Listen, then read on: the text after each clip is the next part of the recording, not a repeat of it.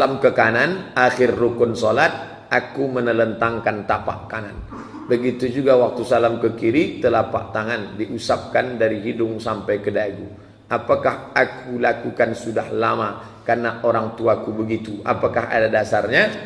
Kalau ada dua pendapat, saya sebutkan dua. Kalau ada tiga pendapat, saya sebutkan tiga. Kalau ada empat pendapat, saya sebutkan empat. Kalau ada 6 pendapat, saya sebutkan 6. Mana contoh yang 6? Allahu Akbar. Allahu Akbar. Allahu Akbar. Allahu Akbar. Allahu Akbar. Allahu Akbar. Mazhab Syafi'i 2, antara pusat dengan dada 1, di sebelah kiri riwayat Ibnu Khuzaimah 2. Mazhab Maliki 2, di atas pusat 1, lepas 1. Mazhab Hanafi dengan Hambali 1, di bawah pusat.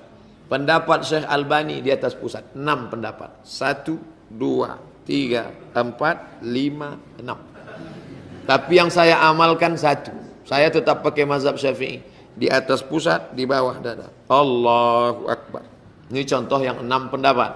Contoh yang 3 pendapat, meletakkan tapak tangan di atas 1. Allahu Akbar. Tempel saja.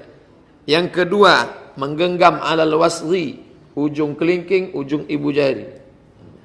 Allahu Akbar. Pendapat ketiga, dipangkal lengan. Ni lengan, pangkal. Allahu Akbar. 3. 1, 2, 3. Yang tak ada, itu tak ada. Nah, itu cara saya menjelaskan. Kalau ada 3 saya sebut 3, kalau ada 5 saya sebut 5, kalau ada 6 saya sebut 6. Nah, tentang masalah membuka, berapa pendapat? 1 pendapat. Tentang masalah membuka, 1 pendapat. Assalamualaikum warahmatullahi. Assalamualaikum warahmatullahi. Tak buka. Jamaah Malaysia datang ke Pekanbaru. Waktu di Pekanbaru mereka segan bertanya, takut orang Pekanbaru tersinggung. Waktu saya datang ke Kuala Lumpur baru mereka tanya, Ustadz, waktu kami di Pekanbaru kami tengok banyak orang buka. Mana dalilnya Pak Ustadz? Saya bilang tak ada. Lalu datang dari mana? Wallahu a'lam bishawab.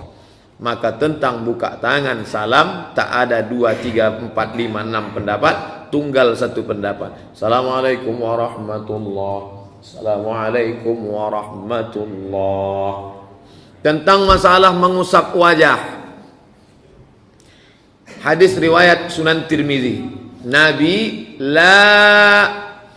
tak pernah menurunkan tangannya. Nabi kalau ngangkat tangan berdoa, Nabi tak pernah menurunkan tangannya illa yamsaha bihima wajhahu. Sebelum turun dia usap wajahnya. Subhanarabbika rabbil izzati amma yasifun wa salamun alal mursalin walhamdulillahi rabbil alamin. Setiap dia menurunkan tangannya, diusapnya dulu wajahnya, baru turun. Nah, hadis ini dhaif. Bagi orang yang melarang mengusap wajah, kenapa kau usap wajah? Hadis ini dhaif. Dijawab oleh Al-Hafiz. Al-Hafiz artinya hafal 300.000 hadis. Ibnu Hajar Al-Asqalani dalam kitabnya Bulughul Maram min adillatil ahkam, kitab fikih. Apa kata dia dalam Bulughul Maram? Hadis tentang mengusap wajah setelah berdoa memang dhaif.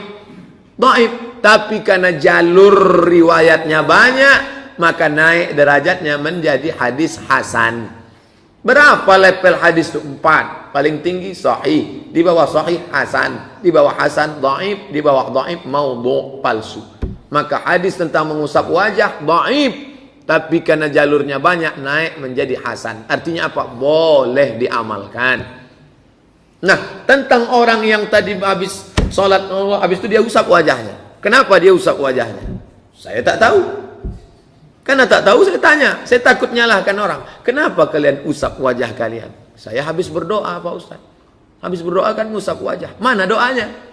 Fil alamina innaka hamidum majid. Allahumma ighfir lima qaddamtu wa ma akhartu wa ma asrartu wa ma a'lantu wa ma asraftu wa ma anta a'lamu bihi minni. Antal muqaddim wa antal muakhiru la ilaha illa anta subhanaka inni kuntu minaz zalimin. Allahumma inni a'udzubika min azabi jahannam wa min azabil qabri wa min fitnatil mahya wal mamat wa min syarri fitnatil masihid dajjal. Assalamualaikum warahmatullahi. Itu doa apa tak doa? Doa. Habis berdoa kan ngusap wajah. Kata dia, itulah dalil kami. Tapi saya tak pakai. Saya tak pakai itu. Karena dalam hadis yang tadi mengusap wajah itu, saat berdoa itu tangannya menampung. Habis menampung baru. Waktu tadi itu ada tangan menampung. Kecuali dia menampung. Allahumma ighfir li ma qaddamtu wa ma akhartu wa ma asrartu. Tak ada. Belum pernah saya nengok orang sholat mengangkat ini. Jadi pengambilan dalilnya terlalu panjang. Oleh sebab itu saya salam tetap satu periwayat. Habis itu saya tak mengusap wajah. Setelah selesai berdoa baru saya mengusap wajah. Itu penjelasan detail sedetil-detailnya. Ya? Yang mana? Dalam kunut. Nah, dalam masalah kunut, mana yang afdal? Dijawab oleh Imam Nawawi dalam kitabnya Al-Azkar. Kata Imam Nawawi tentang masalah doa kunut, Al-Azkar 3 pendapat. Yang pertama, diangkatnya lalu diusapnya. Yang kedua, diangkatnya lalu kemudian tidak mengusap. Yang ketiga, tidak dia mengangkat, dia mengaminkan saja dan tidak mengusap. Pertama, diangkat. Allahumma hdina fi man hadait sampai akhir. Wa sallallahu ala sayyidina Muhammadin nabil ummi wa ala alihi wa sahbihi wa baraka wa sallam. Satu. Yang kedua, wa sallallahu ala sayyidina Muhammadin nabil ummi wa ala wa baraka wa sallam, tidak mengusap. Yang ketiga, dia tak mengangkat dari awal, hanya mengaminkan. Allahumma hdina fi man hadait, amin. Wa afina fi man afait, amin. Dia tetap mengaminkan. Dan di akhir dia tidak mengusap. Nah, dari 3 pendapat ini, kata Imam Nawawi dalam Al-Azkar, mana yang kuat? Mengangkat, tidak mengusap. Tetap angkat dan tidak mengusap. Tapi kalau ada kawan sebelah mengusap, tetap masuk dalam 3 pendapat. Tapi saya tak mengusap. Menyapu, kata orang Melayu. Wajah disapu. Datang orang Jawa, tak tahu dia, wawakannya sapu. Mengusap.